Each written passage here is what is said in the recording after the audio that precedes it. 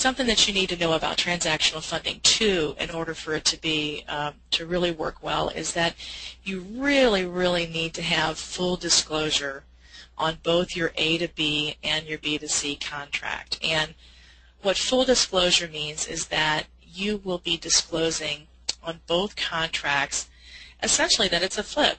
And you're not going to just necessarily use the word flip, obviously, but you're stating the nature of the deal. So I'm not an attorney, but you could use verbiage such as the buyer intends to resell the property for a profit on your A to B contract. And, you know, have that in there as item number 6F or something, but have it in your contract. You know, have it in there. I mean, if they sign the contract, they're saying they've read and understood the contract. With the B to C, you could have it say something like, the buyer knows that the seller has recently purchased the property and is reselling it to them for a profit. So it's all clear that you're not doing anything underhanded and that everybody is aware. And it's really important that you do that because you don't want to have anything look like you're doing anything fraudulent. You don't want any appearance of fraud. And if you don't do this, what can happen is your title company, when they finally get all of the documents for closing, they read through all the contracts, and if they do not see this full disclosure clause in your contracts, they then, and I've seen this happen, will have the buyers and sellers sign a document at closing that says, I am aware that this property has been bought and resold immediately prior to my purchasing it, or that it's going to be sold and you know, made a profit from directly after my closing. And this can open up a whole can of worms, you know, from the seller saying, whoa, what are you doing here? You're making a bunch of money on me that I don't know about, I'm not getting, or the bank saying, no, we're not going to do this because suddenly we didn't realize that this was going to be this kind of a transaction, so we are not going to accept this, you know, all of the closing settlement statements and everything, because this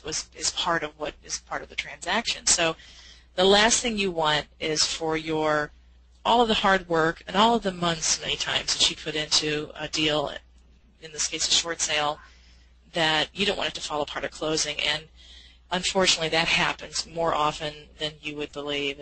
Those deals fall apart at closing a lot for that very reason. So anyway, you know, how does it sound to get profits? Mm-hmm.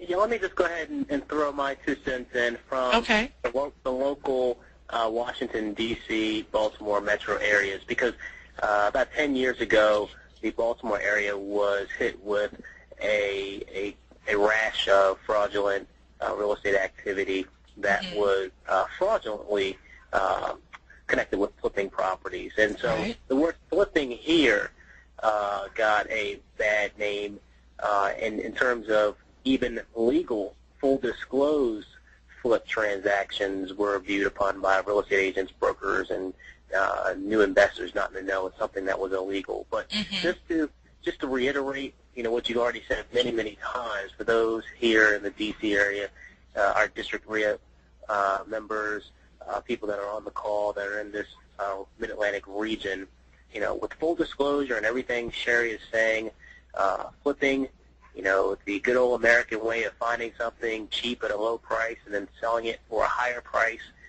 when done with full disclosure and all the other, you know, legalities adhered to on both sides, the A side and the B and C side, you know, there's nothing wrong with it. It's just good old American capitalism. Again, if it's fully disclosed and you're following, you know, your local statutes. So, but that was something about 10 years ago that really plagued the Baltimore area, which, if you're not familiar, is only about a stone's throw from the D.C. metro area. Right.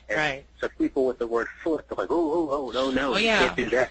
So, it's a big ugly word. No, you don't. I mean, you really don't want to use that word at all.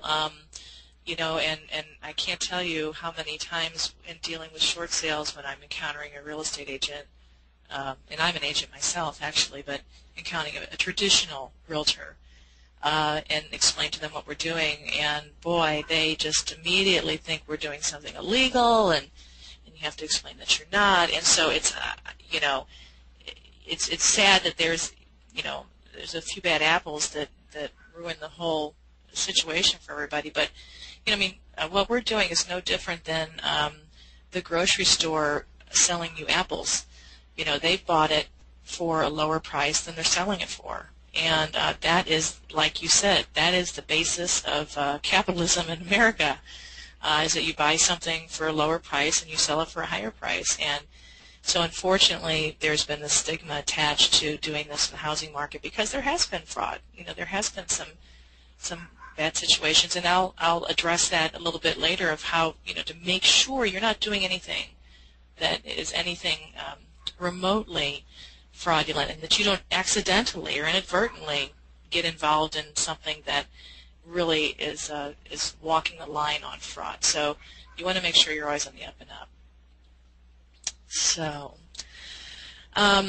anyway, so let's talk about how you can have profits without any cash out of pocket. I mean, what a segue! You go from talking about not doing anything unseemly to saying profits without any cash out of pocket, which sounds kind of like, oh, there's no way you can do this. That this is, this can't be true. You always hear if it's too good to be true, it's not. But this actually is true. As long as you have a valid and fully executed A to B and B to C contract, you don't have to pay anything out of pocket.